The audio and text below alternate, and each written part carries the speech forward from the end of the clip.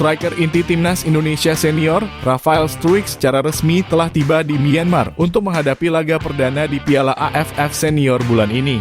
Setelah sebelumnya dikabarkan tidak akan bergabung ke dalam skuad, akhirnya pemain keturunan satu-satunya tersebut berhasil mendapatkan izin setelah adanya lobi dari tim pelatih dan juga pihak federasi.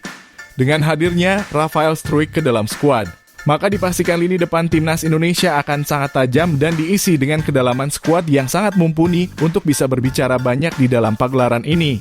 Begitupun dengan lengkapnya seluruh pemain pada setiap posisi, Coach Sintayong memiliki cukup banyak opsi untuk melakukan rotasi pemain di setiap posisi pada setiap pertandingan yang digelar. Akan tetapi pastinya pada laga perdana yang akan digelar besok malam, Coach Sintayong pastinya akan memilih materi pemain utama yang sebelumnya telah menjadi andalan sang pelatih pada kelompok senior maupun U23. Sebab target utama pada laga melawan timnas Myanmar besok adalah kemenangan yang akan menjadi peluang besar bagi skuad Garuda untuk bisa melaju hingga babak final di pagelaran ini. Dan berikut ini merupakan kedalaman skuad yang dimiliki oleh timnas Indonesia senior jelang laga perdana melawan timnas Myanmar di Piala AFF Senior 2024. Coach Sintayong berkemungkinan akan kembali menggunakan formasi andalannya dengan memasang 3 pemain belakang, 4 pemain gelandang, dan 3 pemain penyerang. Dengan posisi kiper dipastikan akan diisi oleh Cahya Supriyadi dari FC Bekasi City. Meskipun saat ini dirinya berkarir di Liga 2 Indonesia, namun pengalamannya di tim nasional Indonesia sudah tidak dapat diragukan kembali. Cahya Supriyadi bahkan sempat menjadi kiper andalan timnas Indonesia asuhan Coach Sintayong pada saat sang pelatih baru saja memimpin skuad Garuda. Pemain yang dulunya sempat bergabung bersama dengan Persija Jakarta dipastikan dapat mengisi posisi kiper utama timnas Indonesia senior pada ajang ini. Pengalamannya dan juga potensi yang luar biasa dari pemain muda satu ini dapat menjadikan dirinya sebagai pemain yang dapat mengangkat performa timnas Indonesia di dalam lapangan. Sementara untuk opsi pelapis dari Cahya Supriyadi, nama Dava Fasya asal Borneo FC dapat dijadikan salah satu kiper yang memiliki kemampuan setara. Dava Fasya yang juga masuk ke dalam skuad persiapan Piala Dunia U20 yang lalu akhirnya kembali mendapatkan pemanggilan dari Coach Sintayong.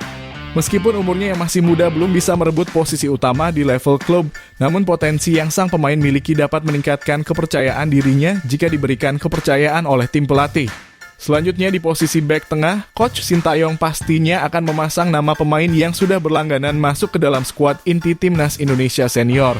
Memasang nama Sultan Zaki, Muhammad Ferrari, dan juga Kader Arol akan menjadi salah satu keputusan yang tepat untuk menghadapi laga perdana di pagelaran ini.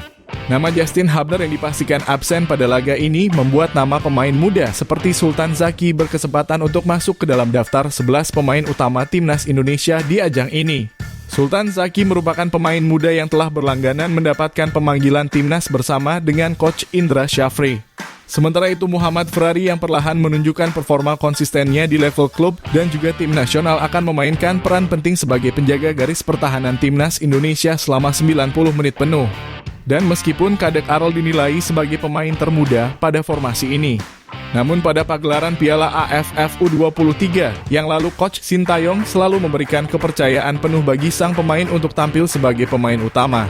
Tentu memasang 3 pemain yang telah lama menjadi andalan Coach Sintayong, ini akan membuat pertahanan timnas Indonesia semakin solid dan dapat meningkatkan level permainan secara keseluruhan. Sedangkan untuk opsi pengganti dari 3 pemain ini, nama Kakang Rudianto, Sultan Zaki, ataupun Robi Darwis dapat dimasukkan untuk mengatur rotasi pemain yang pastinya berpotensi mengalami kelelahan.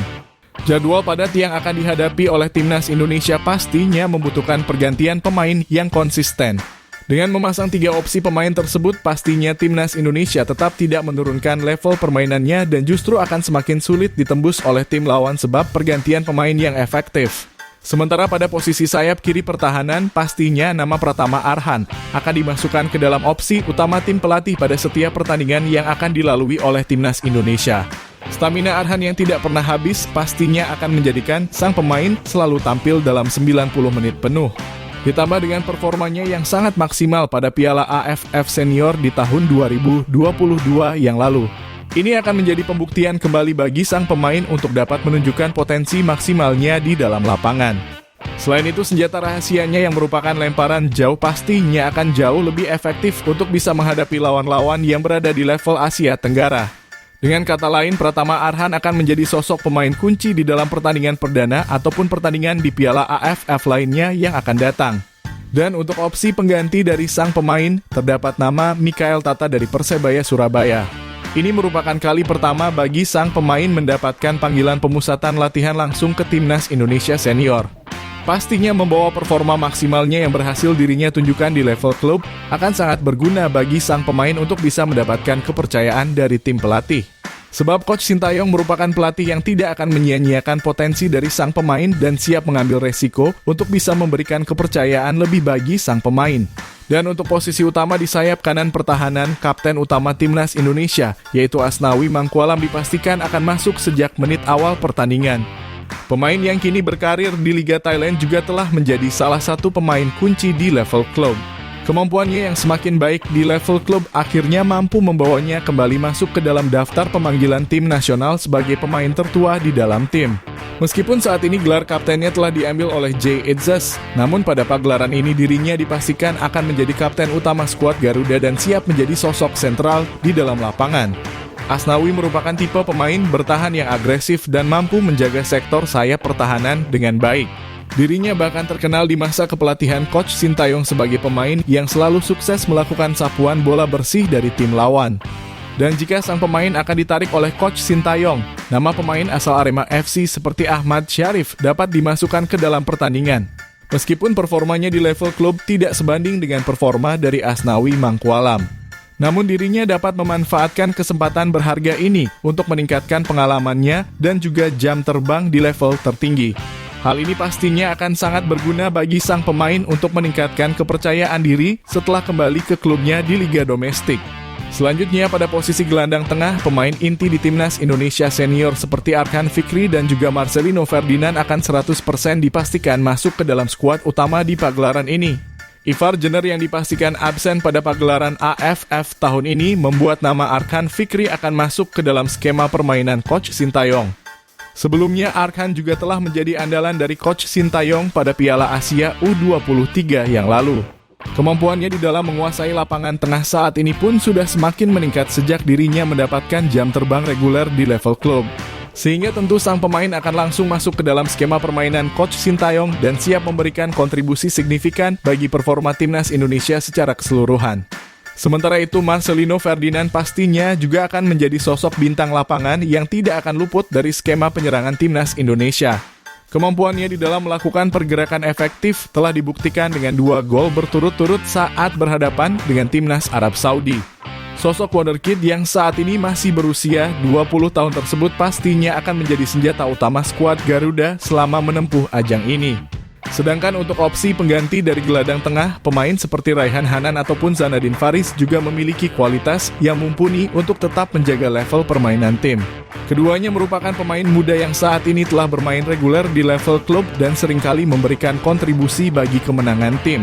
Kedua nama pemain tersebut pastinya akan menjadi amunisi yang sangat berharga di dalam rotasi pemain yang akan dilakukan pada babak kedua ataupun pada babak pertama jika sang pelatih membutuhkan penyesuaian taktik. Selanjutnya di posisi sayap kanan penyerangan, nama pemain yang telah lama hilang, yaitu Ronaldo Kuate akhirnya kembali mendapatkan pemanggilan tim nasional Indonesia. Setelah cedera panjang yang dirinya alami, akhirnya sang pemain kembali dapat membuktikan kelayakannya sebagai salah satu punggawa Garuda. Sang pemain memiliki peran penting di dalam pertandingan jika memang dipilih sebagai opsi utama pelatih. Posisinya yang berada di sayap kanan akan berguna bagi Timnas Indonesia untuk melakukan serangan tusukan langsung ke dalam kotak penalti ataupun melakukan umpan silang kepada striker ataupun gelandang serang yang telah siap di depan gawang. Perannya yang sangat krusial ini akan sangat berguna bagi karir sang pemain ke depannya bersama dengan Timnas Indonesia. Sedangkan pemain asal PSM Makassar seperti Victor Detan akan dijadikan sebagai pemain pelapis dari Ronaldo Kuate dalam pagelaran ini. Meskipun juga tidak menutup kemungkinan sang pemain akan tetapi memiliki peluang untuk dijadikan pemain inti di dalam pagelaran ini.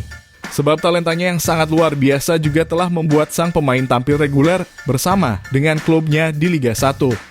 Pada Piala AFF ini tentu sang pemain akhirnya dapat menunjukkan potensi yang dirinya miliki sekaligus menjadi investasi jangka panjang dari Timnas Indonesia. Sementara pada posisi sayap kiri, kapten utama timnas Indonesia asuhan Coach Indra Syafri, yaitu Doni Tri Pamungkas akan diberikan kesempatan untuk tampil sebagai sosok pemain inti. Doni merupakan pemain muda asal Persija Jakarta yang juga telah melewati pelatihan keras dari Coach Sintayong sebelum persiapan Piala Dunia U20 yang batal digelar. Sehingga sudah tentu sang pemain akan memiliki kepercayaan lebih dari sang pelatih untuk dipilih sebagai pemain utama. Meskipun begitu, Doni juga merupakan sosok pemain potensial dan juga telah membawa timnas Indonesia juara di Piala AFF U20 lalu lewat banyaknya assist yang dirinya berikan di dalam pertandingan.